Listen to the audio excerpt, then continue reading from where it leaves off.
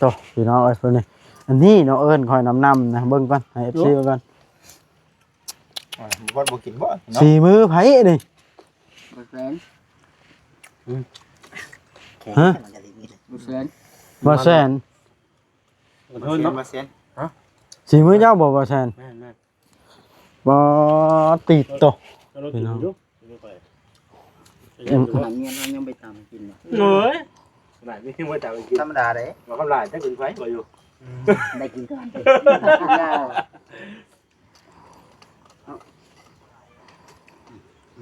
นั่งกินข้าวคิดว่าจะลองดิถามเลยแถวนึงเนาะเจ้าไปคือขอถามอยู่คนนึงนะ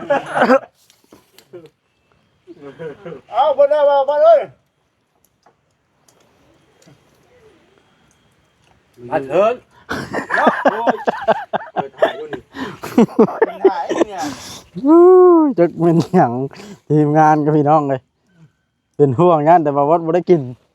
ถามข่อยทำอิดพี่น้องเลยเนาะตอดมันแล้วนี่มันได้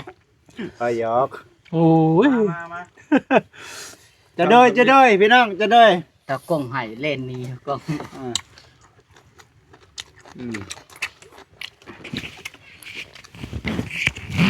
ถึงจะยังบ่แล้วเนี่ยก็ทำหารสชาติป่ะเอาดีๆได้เอาแซ่บว้าวดีๆได้บ่ดิบอกมาเดี๋ยวนี้คือใช้ช่างไหนมาเป็นไงยังเอาอีกก่อนทำหน่อยอย่าลืมกดติดตามเพื่อเป็นกำลังใจให้ผมด้วยนะครับทุกคนขอบคุณมากๆครับโดยสบายดีเด้อพี่น้องเปิดภาพขึ้นมานี้เนาะกะเวลา 3-4 โมงแรงแล้วเด้อพี่น้องรอบค่ำพี่น้องพอดีบ่าวแซนกับบ่าวจิตก็เข้ามาพี่น้องไอ้เพิ่นได้ซื้อมังหุงก็มาตำกินว่าซะจักไผเป็นผู้ตำพี่น้องต้องเข้าไปเบิ่งเพิ่นกำลังเอิ้นน้ำจะค่อยว่าสิบ่กินน้ำเพิ่นแล้วแต่เอิ้นบ่ยากก็เลยจำเป็นได้กินย่านเพิ่นเครียดคำบ่กินก็ได้พี่น้องเอ้ย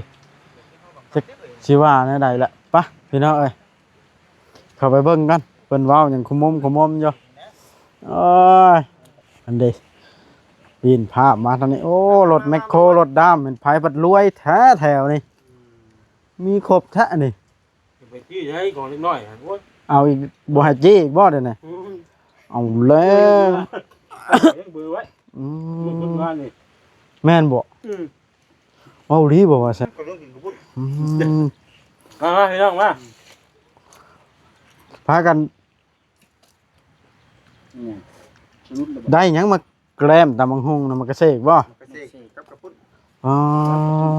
โตพี่น้องเอ้ยเพิ่นนี่อันนี้เนาะเอิ้นคอยน้ำนะเบิ่งก่อนให้ FC เบิ่งก่อนบ่กินบ่สี่มือไผนี่บ่แสนฮะบ่แสนบ่แซนเพิ่นมาเซ็นฮะสี่มือเจ้าบ่แซนแม่บ่ติดโตพี่น้องขนาดเมียเรายังไปตามกินเอ้ยขนาดนี้ว่าจะไปกินธรรมดาเด้บ่กำลายจักกินไฟบ่อยู่ได้กินก่อน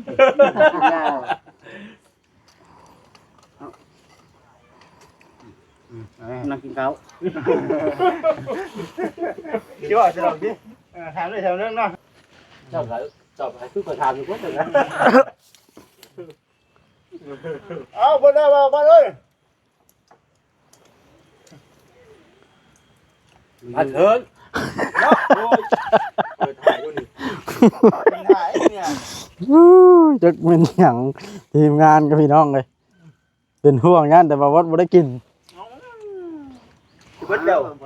แต่งกล้องอยู่ก็ได้คือจะเป็นกล้องแล้วตามหูเบิดได้มันยังแบบขาดอย่างสักอย่างในใจเลยน้ำตาใส่ขึ้นหน่อยหวานเลยอันนี้นึงลอยนู่นโต๊ะวะแค่เร็วเนาะแค่เร็วจะเบิดเฮ้ยน่ะกินนั่นมาวัดค่อยสิเฮ็ดให้มันงามมันบ่คือกันเลย เดี๋ยวมันจะคือกันมาเอาไปนะ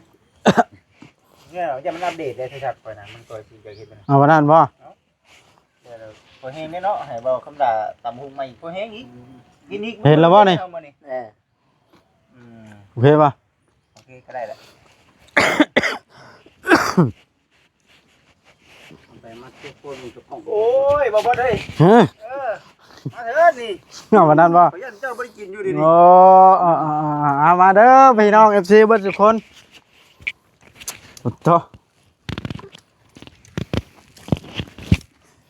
ยังถือไม้พุ่นละอัน มาทกกันรถ เป็นสิได้ไหมนี่เพิ่นชบใส่รถเนาะ เห็นว่าได้ไม้ก็ได้เนาะ เอาก็บ่จ่อยเนี่ยบ่จ่อยเนาะยังบ่ได้บ่จ่อย นี่ตายยังมันจะเก่าไม่ มา นองในหัวน่ะ ไม่บ่เออ ไม่ ไม่เอาหัวบ่ นี่ละก่อนสิกินต้อง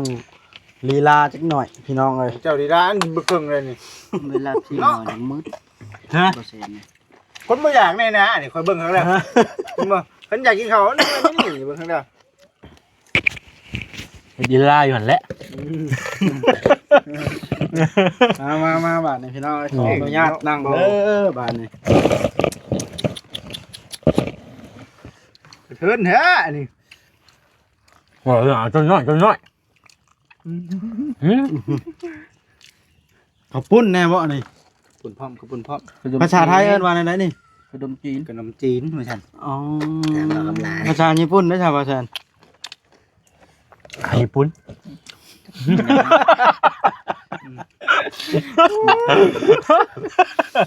แม่นบ่บาดนี่พี่น้องภาษาญี่ปุ่นเนี่ยแม่นความบ่แซนบ่เนาะบาด เอ้า นี้ เดี๋ยวมาวันนี้มาอาหารญี่ปุ่นได้เหรอวะ ข้าวปุ้น เออ ว่านั่นบ่ เอาใครเดือกไว้ว่าที่ถืออีเดียอ่ะ แม่นบ่ กินอย่างเดียวเนาะ เว้าเป็นในภาษาจีนนี่ บ้านนี่เด้ เป็น เอิ้นกันกินข้าวอะนะ บ้านนี่เด้เอิ้นเด้อ ฮะ เอิ้นบ้านนี่เด้ มาเด้อสุฟัดพี่น้องนั่นเลย ว่าไม่อยากลอง เอาเอิ้นพี่น้องกินข้าวเด้มาพี่น้องสุฟัดเดี๋ยวมาเด้อกินข้าว อันเติม มันยังอ่ะนะ บ่จักข่อยบ่ เอาเว้าหลาย เติม พี่น้องเอ้ยยังบ่ทันได้กินจักคำบ่แซน อ๋อ กิน อัน คำ เติม ใหญ่ มาจิตก็ยืดแล้วอันเติม อ่ะเกิมกับกินน้ โอ้ เว้ย เว้าไปตัว ำ เว้าแหละ อันเติมกินข้าว บะแม่น ภาษาเวียด ภาษาเวียดอีก เราก็ภาษาลาวเทิงต้องถามข่อย ทำอิดพี่น้องเอ้ย เนาะตอดมันแล้วนี่ มันได้ ข่อยหยอก โอ้ย มา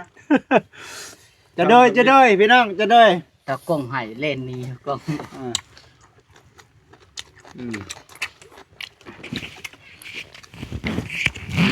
เป็นจะยังบ่แล้ว เนี่ยก็ทำอาหารรสชาติป่ะเอาดีๆได้ เอาแซ่บ ว้าวดีๆได้บ่บ่เลยบอกมาเดี๋ยวนี้ คือใช้ช่างไหนมา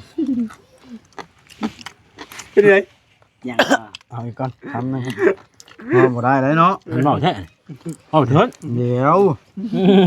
นั่งคัตมาดบ่ย่านหงายหน้านี่นะเติมตรงนี้งอนพลาดเลี่ยมเท่านี่บ่ห้ามกันไปทิ่มอยู่นี่เลยบ่เนาะพี่น้องเอาอีกคำหนึง คือใครว่าวันนี้บ่ใช่กับว่าใช่เอากินตอนนี้ เป็นไงเนาะ ตามบังหุ่ง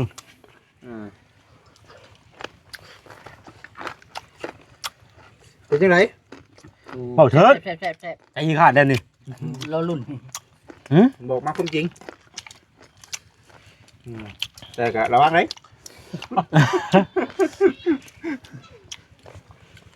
เฮ้ยคนเดียว กานั่นอยู่ได้ ชาวนาไม่ต้องกินนะเขาสิขึ้นโดนบาดนี้ก็ได้เมื่อยเด้เนาะ นั่นเปิด ก็ให้ลีลาแน่เนาะว่าจิเนาะเห็นว่าตำทุกกินก็ได้มื้อหน้าตำอีกเด้อมานี่นะค่อยกินข้าวแล้ว คาเล่เป็นยังไงเดี๋ยวพูดตอบนะ ก็สิลีลาเลย ก็ได้เห็นยีราอย่างนึงเนาะ อืม เป็นไงบ่บด ท่านเห็นก่อนแล้วข่าวฮอดก่อนหมู่เนาะ ยังไว้เนี่ยยังไว้ก็มู่ ไว้กับหมู่ถ้ามึงก็บางทำลาย ขนมกับเบิดเป็นทองไง เดินทำงานเนาะ อยากกินนี่ได้เนาะ ลองขนมหมูวัดนี่เนาะ อ่อนอ่อน มันอ่อนก็อ่อนโพดดิ ใหม่ กันไหนบ่กันแหละ ข้าวไผ่ เลย ข้าวทำลายวะ ข้าวเปอร์เซ็นต์ที่มา เป็นข้าวเย็นได้มันเป็นข้าวเย็นมาเนี่ยทำไมล่ะ พักด้วยกินหลายค ข้าวน เปอร์เซ็นต์ได้ ฮะ ข้าวเปอร์เซ็นต์นั่นนี่ เฮ็ดแบบนี้แหละพี่น้องมันจังบ่กินออกไป ชื่อมาตามกินบ่ แม่เอ้า ดีแล้วข่อยคืองอกข่าวมาแล้วข่อยคืองอกไปข่อย ทางแบบขึ้นได้ไหม มันออกคือเมื่อเลย เห็นแล้วบ่ทางนะ เนาะ เห็นแล้วบ่ทางนะ ก็ต้องเก่งเลยเนาะ เก่งมาได้นะ พาหมู่เข้ามา พ่อเจ้าจะยอมบ่ เออ พี่น้องพ่อมาแซดโอ้ยอมลาวอ่ะไผ่บ่กล้ามาบ่มัดพารถมาจอดอยู่เดินบ่ข้างหลังแล้วมากูคนบัดนี้เนี่ย ตะกี้ไปกับบ่กล้าดิ กี่ไผ่บ่กล้าย้อนหยังจังบ่กล้าย้อนหยังอ่ะนะ ยังมันบ่ลมแล้ว ย้อนบ่ลม เออ เอาแล้วแต่จริงทางมันกว้างเท่ากันเนาะ ว้าวอยู่แววแน่นอยู่นะมันแน่นอยู่นะว่าจังบ่มีไผกล้ามา แต่ง่ายกว่าทางเข้ามาเนาะ ก็ขอครับนะวะลูกมาแต่มือแรก เอาแล้วรถไถนั่นมาแล้วเนาะ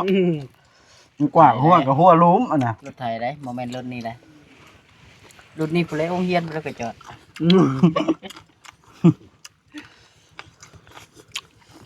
ก็หมายครับโบจ้าเลยขอเปอร์เซ็นต์คอยมองแล้วเขาเอ้าโมจะให้ชุนยังเด้อคอยว่ายางมึง ว้าวแต่มีผู้เอารถใหญ่ให้ว้าวอ่ะ ครับแม่สิคำว่าบ่เชิญอย่างนี้ค่อย หายเจ้าเลย เอาเลย คอยยางเมื่อก่อนคนสิลุงเงินเก่าจริงเงินยางเมื่อ อย่าชน สิ บ่ บ่ร้องมึงนี่บ่ เมื่อเราบุ่มคันใหม่เขาเอาแล้ว บ้าจ้อยได้มาบ้าจ้อยทำโอ้ทาง อย่าเห็นได้ เอ บ้าง อว่าให้ไผ่ทอยให้ ลุงเงินนะ แต่ว่าพี่พาเจ้าเสียเองมันบ่ ผิดพลาดจะเสียถึงได้คันนี้จะเขาเอาคันใหม่จะคือคันใหม่เขา บ่ดิแต่สิรอบ การ มึง กิน เลย กระปุ้นเลย ขึ้นยากอยู่ได้เว้ยเนาะ ย่อสูงๆเลยสูตรนะ เจ้าก็ให้งื้อคอขึ้นในเรื่องเว้ย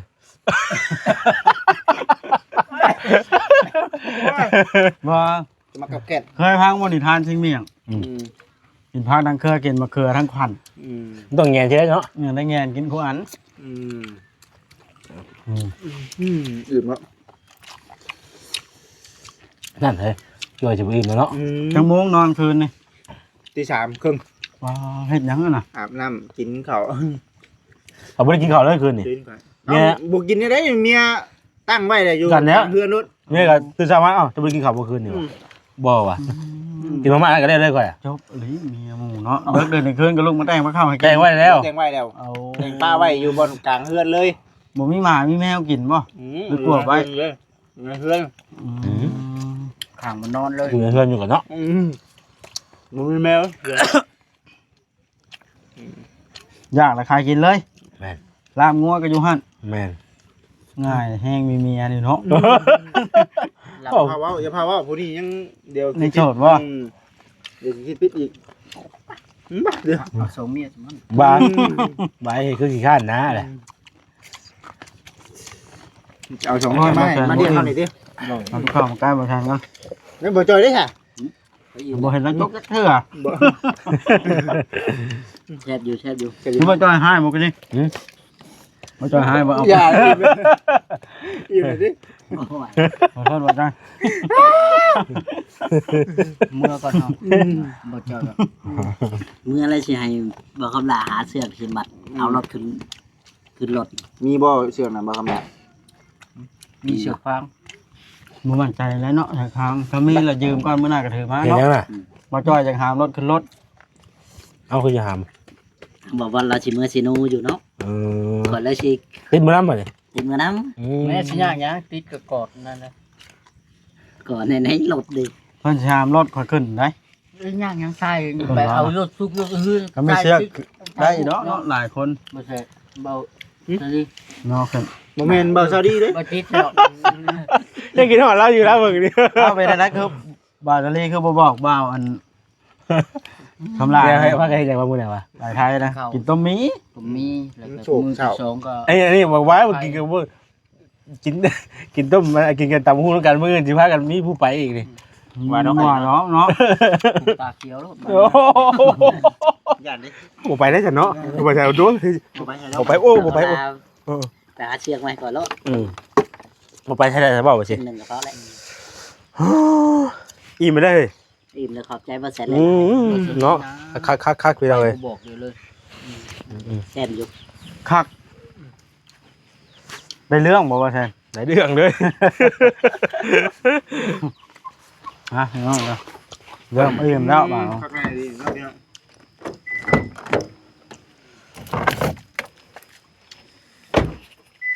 นี่กินข้าวแล้วก็สิพากันเมื่อบ่ นี่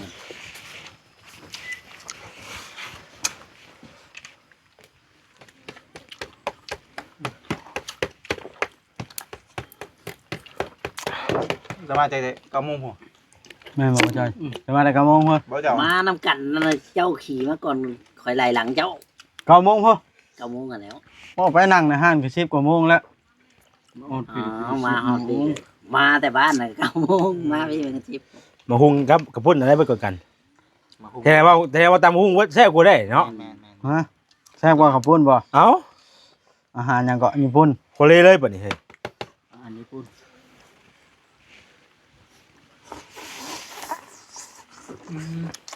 มันข่อยอยู่พุ่นออกมา เอ้าจะสิเป็นหยังจะกินน้ำไม่ชื่อกันได้เนาะ บ่ได้เลย กินน้ำบ่ได้เลย ว่าดอกเนาะเอาหยอกคือกันล่ะใช่ตา ๆเงียบเอาเนาะบ่ ฮะ บ่จอยว่าเงียบเอา เงียบ เงียบไปยังน่ะ เงียบเลย เงียบบ่มีไม้นะบ่ แม่นมันบ่มีไม้เห็นได้ซั่น ว้าวไปทั่วล่ะภาษาบ่มีไม้ซื่อ ไปสิเงียบ คอยสิลงอายุวัดมาให้ ได้บ่ ไม่ประกาศได้หลวงพ่อสิให้อยู่ว่าหายเศร้าฮะ ต้องขออนุญาตหลวงพ่อก่อน เจ้า ทำได้เราปัดเลยนะ โอ้แซ่บดี ใช่แต่ว่าพิษบ่กินแล้วบ่ค่อยมากกว่าไหนเนาะ กินช้ำค่ำเนาะ แซ่บอยู่ มาเจ็ดนี่กินหลายได้ว่าตัวจ้อยอันนี้นะ น่ะออกเลยได้นี่ หึ ออกเลยได้นี่ ออกแล้วบ่ได้นี่ เอาล่ะกำลังท่วงเดี๋ยวนี้ บอกกันนั่นอยู่น้ำหับอยู่ หลายพอสมควร พอสมควรเนาะ เคยเห็นกินลาบงัวอยู่เพื่อนตู้โสมสู้กินเพื่ออยู่ลีนี่วะ อันนั้นน่ะ โมแม่นได้สูตรได้นะ อันนั้นน่ะบ่ได้พ่อเรื่อย อืม แม่น เด็กพ่อ คำว่ามีอีกจะว่าสิหึงอีก หมูละ เฮ็ดแบบสุกกะคัก ทั้งมือเชื่อกับมากินนะชาวบ้านแทน เห็ดคือเฮาเห็ดมื้อนั้นน่ะ บ่คำดิบน่ะข่อย ซอยจูบะ คำดิบน่ะข่อยบ่ซื้อมาข่อยสิบ่กินปานใด แล้วก็เก็บแล้วมาจ้อยกับ300,000ล่ะ เบิ่ง ผู้มือนักแน่นะ คักเด้เนาะเออ ว่าอยู่ซอยจัน อืม คิด300,000 อันนี่ออกมาและลังพากันออกกินข้าวปกไก่ๆแล้วบัด เอ้าแม่น อะไรเนี่ยนะมือบ่ มาจ้อยให้ไผอะนะหืม แล้วเราไหลแล้วมึง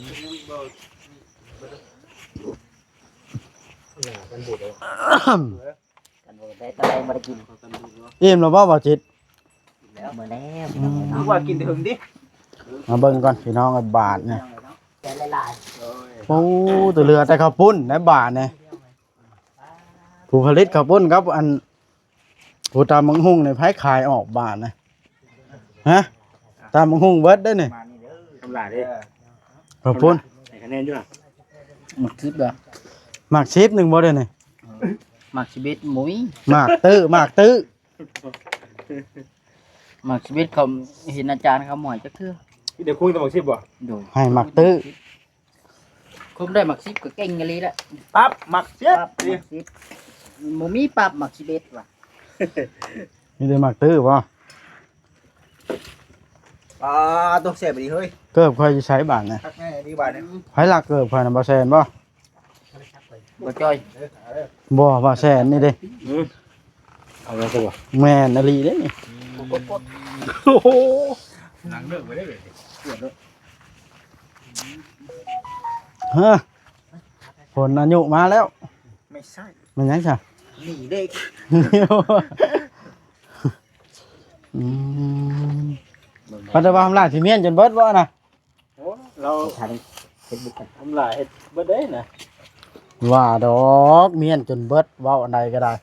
อย่านะครับ เอาแล้ว อย่าไว้แท้จะซ่ามัน ใจร้อนซ่า คำใหญ่รถวันนี้นะ พ่อกินได้เบิดบ่ ทุก มันนี่บ่ บ่ได้ก็เป็นตามเชื่อกินแหละเนาะ กินกินลาบงัวแห้งโลแห้งอันนี้นะ บริกินแต่หึงนะเพราะว่าคำลาย แบบเราบ่ได้กินแต่หึงนะเนาะ ไม่มักกินปานใด บ่ค่อยมากินไปได้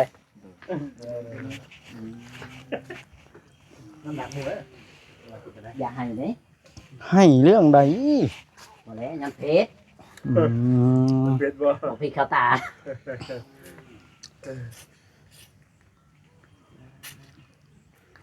เจ้าเห็นเ